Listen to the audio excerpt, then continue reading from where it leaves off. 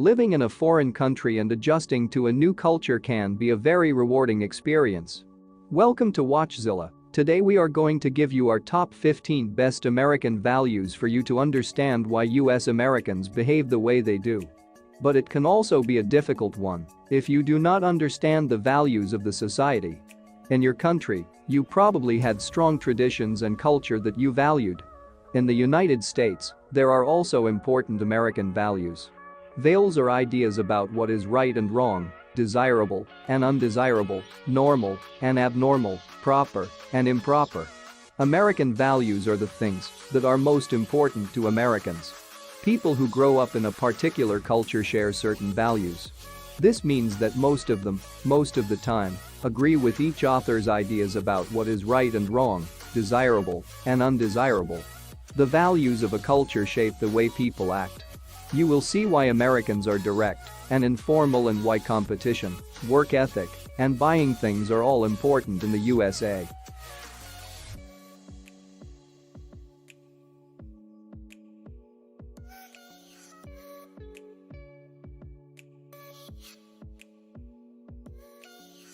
Number 15. Progress. Directly associated with the idea of freedom is the ideal of progress. The nation's progress has been measured by the taming of the frontier and industrial expansion. The desire to progress by making use of opportunities is important to Americans. In this immigrant society, progress is personally measured as family progress over generations. Many Americans can boast that with each succeeding generation since their first ancestors arrived, the family's status has improved. The classic American family saga is all about progress. The great-grandparents, arriving from the old world with nothing but the clothes on their backs, work hard and suffer poverty and alienation so that they can provide a good education for their children. Americans expect rapid technological change. They believe that they should constantly build more and better gadgets that will help them move toward the vague goal called progress. The second generation, motivated by the same vision of the future and willingness to work hard and make sacrifices, pass these values to their children. The attainment of the vision of one's grandparents is part of the American dream.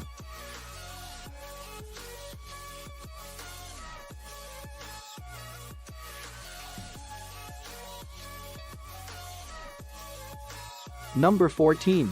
Science and technology. American people don't take things for granted, and they don't take no for an answer. Americans have a passion for applied science, for using science to control nature, to tame rivers and harness wind, and to develop new technology, from motorized scooters to talking computers. It is the endless thirst for knowledge and relentless motivation to solve problems that make Americans unstoppable.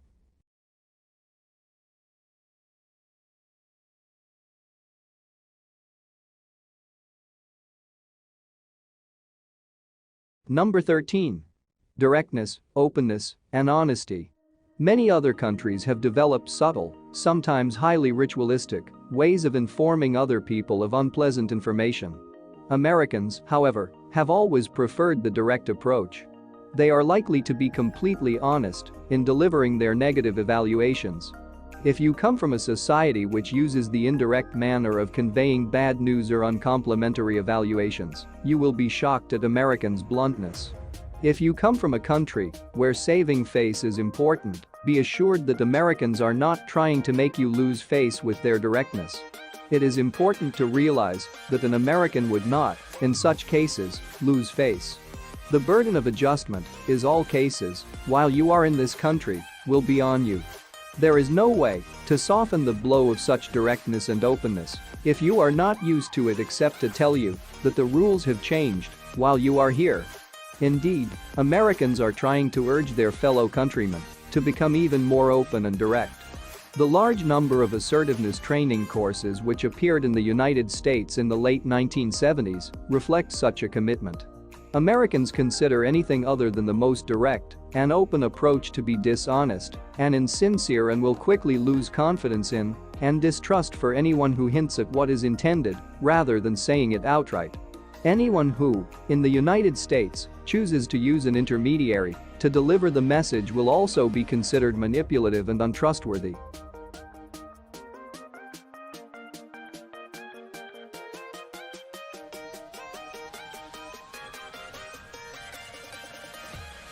Number 12. Action and work orientation. Americans tend to see any action as superior to inaction. "Don't just stand there," goes a typical bit of American advice, "do something."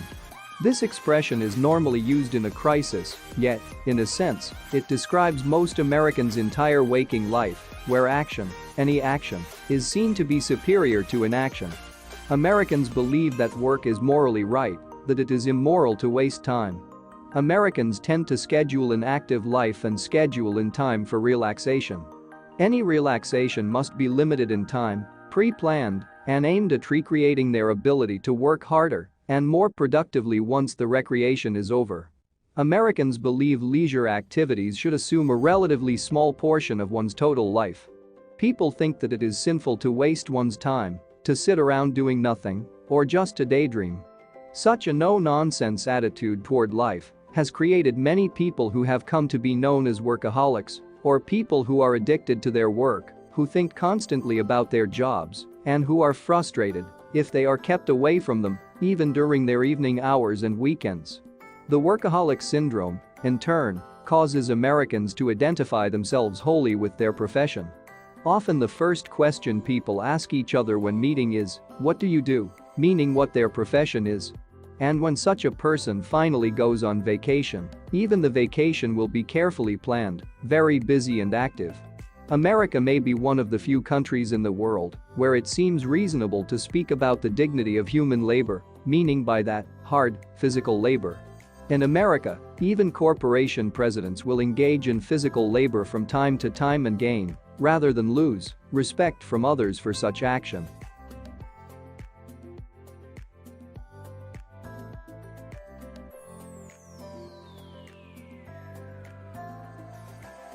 Number 11. Future orientation. Valuing the future and the improvements Americans are sure the future will bring means that they devalue the past and are, to a large extent, unconscious to the present. Even a happy present goes largely unnoticed because, happy as it may be, Americans have traditionally been hopeful that the future would bring even greater happiness. Almost all energy is directed toward realizing that better future. At best, the present condition is seen as preparatory to a later and greater event, which will eventually culminate in something even more worthwhile. Since Americans have been taught to believe that man, and not fate, can and should be the one who controls the environment, this has made them very good at planning and executing short-term projects. This ability, in turn, has caused Americans to be invited to all corners of the earth to plan and achieve the miracles which their goal setting can produce. If you come from a culture such as those in the traditional Muslim world, where talking about or actively planning the future is felt to be futile, even sinful, activity, you will have not only philosophical problems with this very American characteristic, but religious objections as well. Yet it is something you will have to learn to live with, for all around you Americans will be looking toward the future and what it will bring.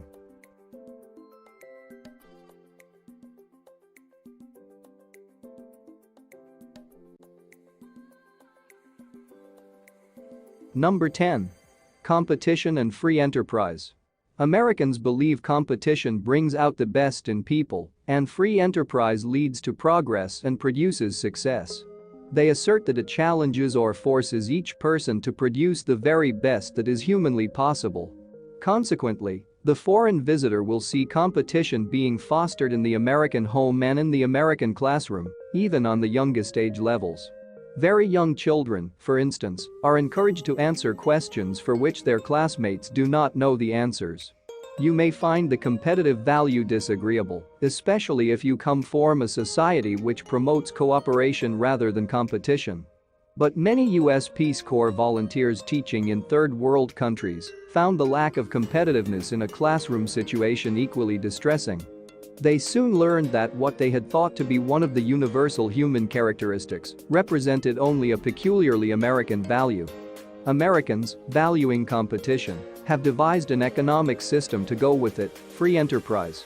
Americans feel very strongly that a highly competitive economy will bring out the best in its people and ultimately, that the society which fosters competition will progress most rapidly. If you look for it, you will see evidence in all areas, even in fields as diverse as medicine, the arts, education, and sports, that free enterprise is the approach most often preferred in America.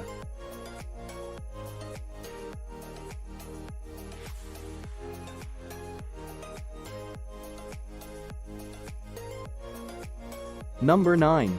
Self-help. In the United States, a person can take credit only for what he or she has accomplished by himself or herself. Americans get no credit whatsoever for having been born into a rich family. Americans pride themselves in having been born poor and, through their own sacrifice and hard work, having climbed the difficult ladder of success to whatever level they have achieved, all by themselves. The American social system has, of course, made it possible for Americans to move, relatively easily, up the social ladder. Look in an English language dictionary at the composite words that have the word self as a prefix. In the average desk dictionary, there will be more than 100 such words like self-confidence, self-conscious, self-contented, self-control, self-criticism, self-deception, self-defeating, self-denial, self-discipline, self-esteem, self-expression, self-importance, self-improvement, self-interest, self-reliance, self-respect, self-restraint, self-sacrifice, the list goes on and on. The equivalent of these words cannot be found in most other languages. This list is perhaps the best indication of how seriously Americans take doing things for oneself.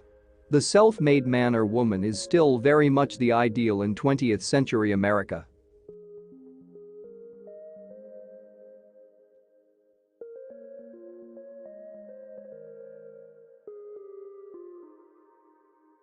Number 8. Personal control over the environment.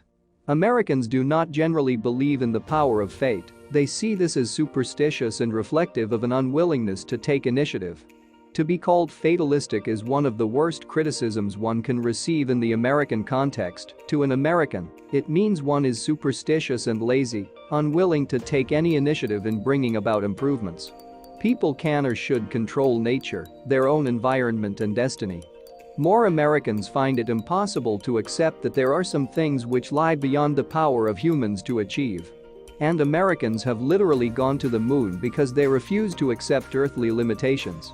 Life's problems tend to be viewed as coming from one's laziness or unwillingness to take responsibility, rather than from bad luck. Americans seem to be challenged, even compelled, to do, by one means or another, what 7/8 of the world is certain cannot be done. The future is not left to fate.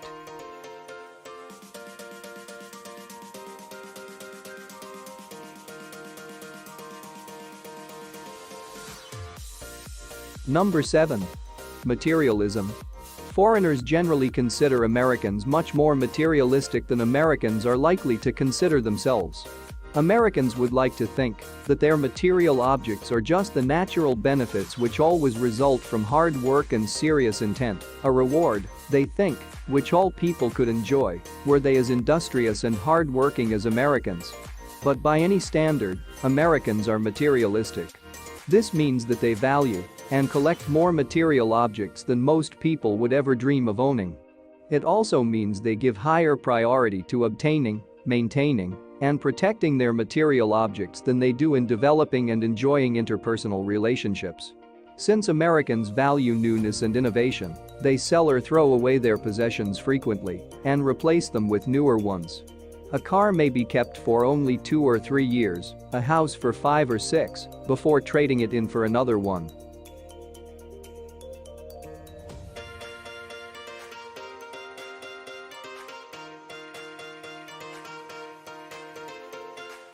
Number 6. Change and mobility. Change is seen as positive and good. This means progress, improvement, and growth. In the United States, a man builds a house to spend his latter years in it, and he sells it before the roof is on. He plants a garden and lets it just as the trees are coming into bearing. He brings a field into tillage and leaves other men to gather the crops. He embraces a profession and gives it up. He settles in a place which he soon afterwards leaves to carry his changeable longings elsewhere. American habit.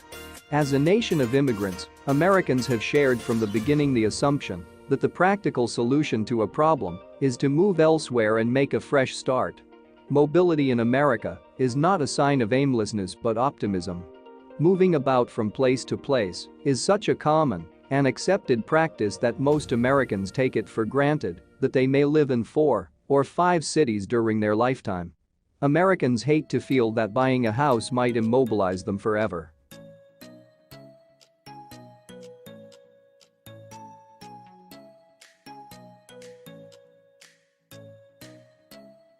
Number 5.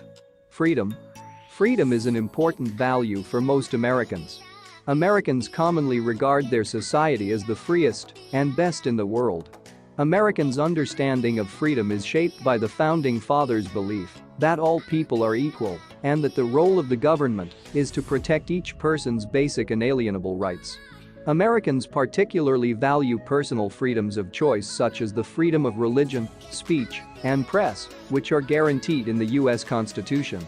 No one single church dominates or controls in the U.S., there is a religious diversity. Americans steadfastly protect these freedoms from direct government interference in their daily lives and in business dealings. It underscored the American Revolution, and Americans pride themselves on their personal freedom.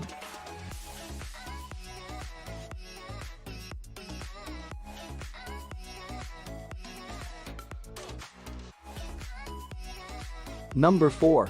Informality. American society is often informal and relaxed. Americans believe that formality is un-American and a show of arrogance and superiority. Their notion of equality leads U.S. Americans to be quite informal in their behavior and in their relationship with other people. While the informality of U.S. culture may surprise you, it is not meant to be rude. In fact, if someone greets you informally and calls you by your first name, it probably means they think of you in a friendly way. Store clerks and waiters, for example, may introduce themselves by their first names and treat customers in a casual, friendly manner. This informal behavior can puzzle foreign visitors who hold high stations in countries where it is not assumed that all are created equal. People from societies where general behavior is more formal than it is in the United States are struck by the informality of U.S. American speech, dress, and postures. Idiomatic speech is heavily used on most occasions, with formal speech reserved for public events and formal situations. People of almost any station in life can be seen in public wearing jeans, sandals, or other informal attire. People slouch down in chairs or lean on walls or furniture when they talk, rather than sitting or standing up straight. The superficial friendliness of which U.S. Americans are so well known is related to their informal, egalitarian approach to other people. "Hi," they will say to just about anyone. "How you doing?" This behavior does not reflect a special interest in the person addressed, but rather a concern for showing that one is a regular person.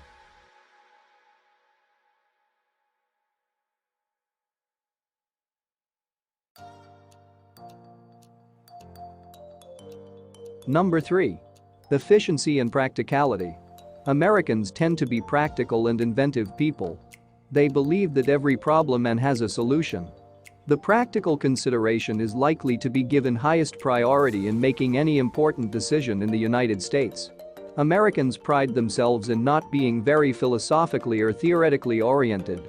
If Americans would even admit to having a philosophy, it would probably be that of pragmatism. Problem solving involves discovering the most efficient technique for dealing with a situation or involves determining the most practical response to the issue at hand. Will it make any money? Will it pay its own way? What can I gain from this activity? These are the kinds of questions which Americans are likely to ask in their practical pursuit, not such questions as, is it aesthetically pleasing? Will it be enjoyable? Or will it advance the cause of knowledge? This practical, pragmatic orientation has caused Americans to contribute more inventions to the world than any other country in human history. Americans tend to judge objects such as new technology on their usefulness and judge people on their ability to get things done. The love of practicality has also caused Americans to view some profession more favorably than others. Management and economics, for example, are much more popular in the United States than philosophy or anthropology, law, and medicine more valued than the arts. Another way in which this favoring of the practical makes itself felt in the United States is a belittling of emotional and subjective evaluations in favor of rational and objective assessments. Americans try to avoid being too sentimental in making their decisions. They judge every situation on its merits. The popular American trial and error approach to problem solving also reflects the practical. This approach suggests listing several possible solutions to any given problem, then trying them out, one by one, to see which is most effective.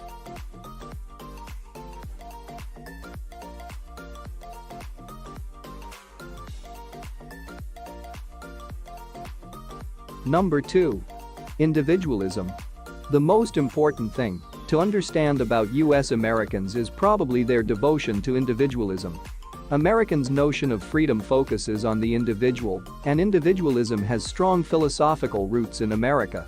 Being an American is being a respectful, unique individual entitled to independence and privacy. Thomas Jefferson believed that a free individual's identity should be held sacred and that his or her dignity and integrity should not be violated. America's 19th Transcendentalist philosophers argued for more individual self-reliance. Americans think outside the box, they shy away from mainstream thinking, and speak for themselves. Encouraged individuals to trust in themselves and their own consciences, and to revolt against routine and habitual paths of conduct. Early 20th pragmatists insisted upon the individual's ability to control his or her fate. Individualism, understood not only as self-reliance, but also as economic self-sufficiency, has been a central theme in American history. They have been trained from early in their lives to consider themselves separate individuals who are responsible for their own situations in life and their own destinies. They have not been trained to see themselves as members of a close-knit, tightly interdependent family, religious group, tribe, nation, or other group.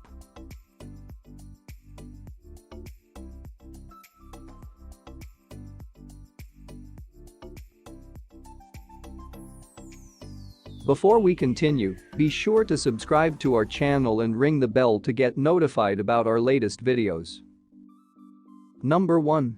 Equality. Equality is, for Americans, one of their most cherished values. This concept is so important for Americans that they have even given it a religious basis. They say all people have been created equal. Most Americans believe that God views all humans alike without regard to intelligence, physical condition, or economic status. In secular terms, this belief is translated into the assertion that all people have an equal opportunity to succeed in life. Americans differ in opinion about how to make this ideal into a reality. Yet virtually all agree that equality is an important civic and social goal. The equality concept often makes Americans seem strange to foreign visitors. 7/8 of the world feels quite differently. To them, rank and status and authority are seen as much more desirable considerations, even if they personally happen to find themselves near the bottom of the social order. Class and authority seem to give people in those other societies a sense of security and certainty. People outside the United States consider it reassuring to know, from birth, who they are and where they fit into the complex system called society. Many highly placed foreign visitors to the United States are insulted by the way they are treated by service personnel. Americans have an aversion to treating people of high position in a deferential manner and conversely, often treat lower-class people as if they were very important. Newcomers to the United States should realize that no insult or personal indignity is intended by this lack of deference to rank or position in society. A foreigner should be prepared to be considered just like anybody else while in the country.